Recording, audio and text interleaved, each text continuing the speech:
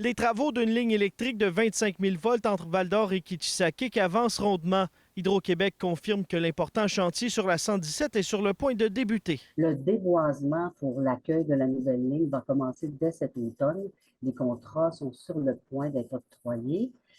Concernant le plantage des poteaux et de tous les équipements de la ligne, ça va se faire entre le printemps 2024 et jusqu'en 2025. On parle de plantage de poteaux, installation des câbles, des transformateurs, de toutes les pièces du réseau le long de la route 117.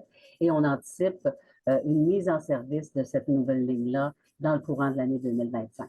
À Kitchissakik, les membres de la communauté sont fébriles. Vous le voyez sur les images, certaines maisons ont déjà installé les appareils pour recevoir le courant et même une unité à la fine pointe de la technologie pour permettre d'utiliser la fameuse génératrice sur le circuit électrique. Le chef Régis Pénassoué se dit satisfait par l'avancée des travaux. Le projet en soi, ça s'avance. Comme c'est là, les maisons là, par chez nous,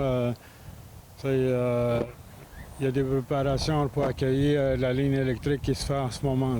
L'entente entre Hydro-Québec, le gouvernement et Kitchissakik a été signée le 2 mai 2022. Quelques mois plus tard, Sophie Brochu quittait son poste. Le ministre des Relations avec les Autochtones et les Inuits, Yann Lafrenière, a dû rassurer le chef de la communauté à la suite du départ de la PDG d'Hydro-Québec. Effectivement, l'entente tient et je veux vous rassurer, M. Sebia veut me rencontrer tout prochainement. Ça fait partie de ses 4 priorités. La 4e priorité, je ne me trompe pas, qui est établie clairement.